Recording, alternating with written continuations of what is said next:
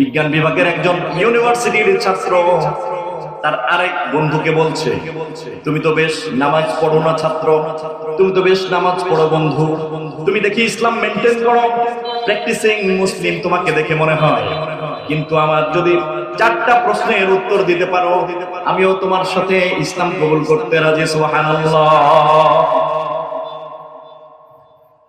আরে ভাইরা, নাস্তিক মনোভাবাপন্ন বিজ্ঞানের ছাত্র ইউনিভার্সিটির বন্ধুটি প্রথম যে প্রশ্নটি করলো, 1 নম্বরের প্রশ্ন হচ্ছে, বলো তো উত্তর দিয়ে দাও আমাকে, ডিম আগে নাকি মুরগি আগে পৃথিবীতে এসেছে?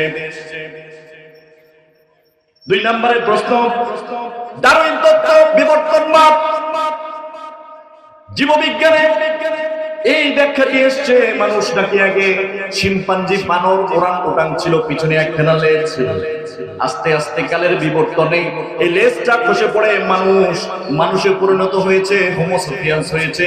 এর আগে মানুষ ছিল বাদর, ওরাং-ওটাং, অর্থাৎ এই বাদরের জাতি। 3 নম্বর প্রশ্ন হলো, আদিম মানুষ বর্বর, আদিম মানুষ অসভ্য ছিল, আদিম মানুষগুলো গাছের ছাল, পাকল, পশুর চামড়া, অর্ধনগ্ন অবস্থায়, মাথার চুলগুলো উস্কো খুস্কো। এরপরে তাদের শিক্ষা দীক্ষা ছিল না, এটাই আমরা নৃবিজ্ঞানের ভাষায় দেখি। কিন্তু তোমরা দাবি করো আদিম মানুষ, প্রথম মানুষ, সে নাকি একজন নবী ছিলেন, একজন আদর্শবান মানুষ ছিলেন, একজন শিক্ষিত মানুষ ছিলেন। এর ব্যাখ্যা যদি পরিপূর্ণ দিতে পারো। আর সবশেষ 4 নম্বর প্রশ্ন হলো, তোমাদের অনেকগুলো মিসাল আল্লাহ সম্পর্কে আছে, যে তিনি হলেন রব, তিনি মালিক, তিনি খালিক, তিনি রাজ্জাক। এই সবগুলো হচ্ছে বিশ্বাসের বিষয়। আমি বিজ্ঞান মনস্ক মানুষ, আমি কোনো বিশ্বাসী নই। চোখে যা দেখি তার থেকে আমি বিশ্বাস করি। আমার হাতের হাত, সাথের সাথ, চোখের সামনে যদি কোনো প্রুফ, কোনো প্রমাণ তুমি করে দিতে পারো, আমি আজকে এই মুহূর্তে ইউনিভার্সিটির ক্যাম্পাসের কেন্দ্রীয় মসজিদে ইসলাম কবুল করব। সুবহানাল্লাহ। আল্লাহর বান্দা, ইসলাম মনস্ক প্র্যাকটিসিং মুসলিম ছাত্রটি এবার উত্তর দিচ্ছেন। রব্বুল আলামিনের কোরআন থেকে এসে এবার প্রথম প্রশ্নটি নিল, ডিম আগে নাকি মুরগি আগে? আল্লাহ তাআলার জবান থেকে এসে তেলাওয়াত করে শোনালো, ইন্নাল্লাহা ফালিকুল হাব্বি ওয়ান নাওয়া। রব্বুল আলামিন বলেছেন, হে দুনিয়ার মানুষ, পৃথিবীতে যত শস্য, বীজ এবং আটি রয়েছে সবকিছু আমি রব্বুল আলামিন বিদীর্ণকারী। সুবহানাল্লাহ। আমি রব্বুল আলামিন মৃত থেকে জীবিত সৃষ্টি করি, আবার জীবিত থেকে মৃত সৃষ্টি করে দিতে পারি। সুতরাং আমি রব্বুল আলামিন পৃথিবীতে সমস্ত বীজ এবং আটি এগুলো বিদীর্ণকারী। সুবহানাল্লাহ। এর মানে হলো আল্লাহ তাআলা সর্বপ্রথম সমস্ত ফসল, সমস্ত পশু পাখির জোড়া সৃষ্টি করে দিয়েছেন, এরপরে সেগুলো আস্তে আস্তে বংশ বিস্তার করেছে। সুবহানাল্লাহ। প্রথম প্রশ্নের উত্তর পেল। এইবার বিজ্ঞান মনস্ক নাস্তিক মনোভাবাপন্ন বন্ধু বলছে, ঠিক আছে, 2 নম্বর প্রশ্নের উত্তরটা চাই।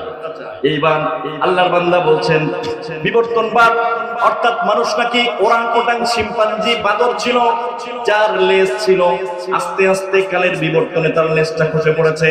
এই প্রশ্নের উত্তরে তিনি রব্বুল আলামিনের জবান থেকে বলছেন, ওয়া হুয়াল্লাযী আনশাআকুম মিন নাফসিন ওয়াহিদ। আল্লাহু আকবার।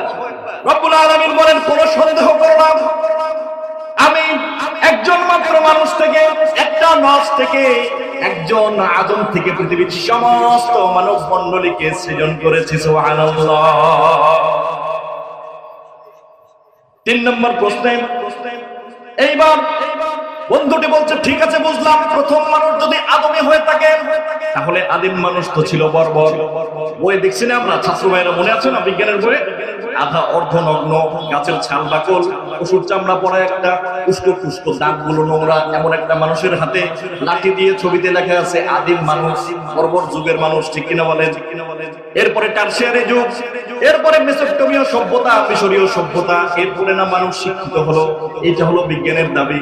কিন্তু কিন্তু তোমরা যে আদম আলাইহিস সালামকে অনেক সম্মান করে বলো তিনি অনেক জ্ঞানী ছিলেন, আল্লাহর রাসূল ছিলেন, আল্লাহর নবী ছিলেন, প্রথম মানুষ যদি এমন শিক্ষিত হয় তাহলে বিজ্ঞান তো বলে আদিম জামানার মানুষ ছিল, বর্বকিটার প্রমাণ কি? আল্লাহ তাআলার কালাম থেকে আল্লাহর বান্দা ইউনিভার্সিটির এসে আল্লাহ বেরো ছাত্র ইবাদত করে দিচ্ছে, ওয়া আল্লামা আদামাল আসমাআ কুল্লাহা। রব্বুল আলামিন বলেন না না, আদিম মানুষ বর্বর শুধু ছিল এমনটি নয়, আমি পৃথিবীতে প্রথম মানুষ আদমকে সৃষ্টি করে সমস্ত কিছুর নাম আমি রব্বুল আলামিন তাকে শিক্ষা দিয়েছি। সুবহানাল্লাহ। বন্ধু উত্তর দিচ্ছে দেখো, এখনো তো মোবাইল খুললে নগ্নতায় ভরপুর, ঠিক কিনা বলেন?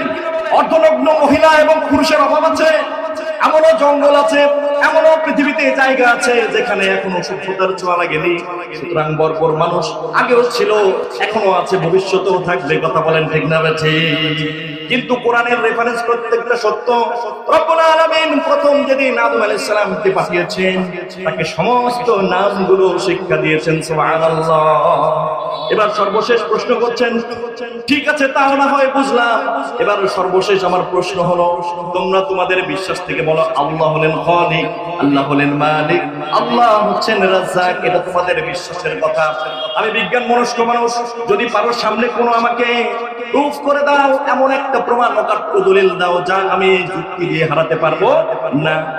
এবার আল্লাহর বান্দা প্র্যাকটিসিং মুসলিম ছাত্রটি উত্তর দিচ্ছে, বন্ধু আমার দেখো দেখো রব্বুল আলামিন খুব সুন্দর করে কোরআন কারীমে বলছেন, বালা কাদিরিনা আলা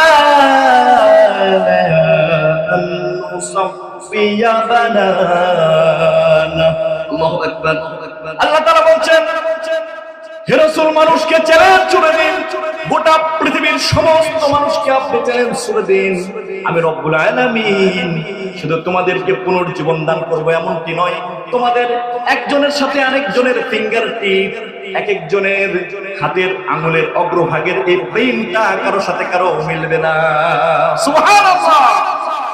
আল্লাহ তাআলা যারা বিজ্ঞানকে চ্যালেঞ্জ করে মুখে তালা লাগিয়ে দিলেন, আদম আলাইহিস সালাম থেকে এখান পর্যন্ত, এখান থেকে নিয়ে কিয়ামত পর্যন্ত পৃথিবীতে যারা এসেছেন, আসছেন এবং ভবিষ্যতে আসবেন, কোন মানুষের সাথে আরেকটা মানুষের ফিঙ্গার প্রিন্টের কোনো মিল হবে না।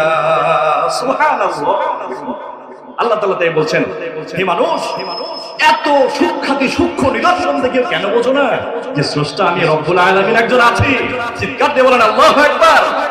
এইবার সমস্ত অকাট্য দলিল প্রমাণগুলো পাওয়ার পরে এইবার ওই চিন্তাশীল নাস্তিক মোনা বিজ্ঞান মোনা বন্ধুটি বলছেন, আমি পড়ে নিলাম আশহাদু আল্লা ইলাহা ইল্লাল্লাহ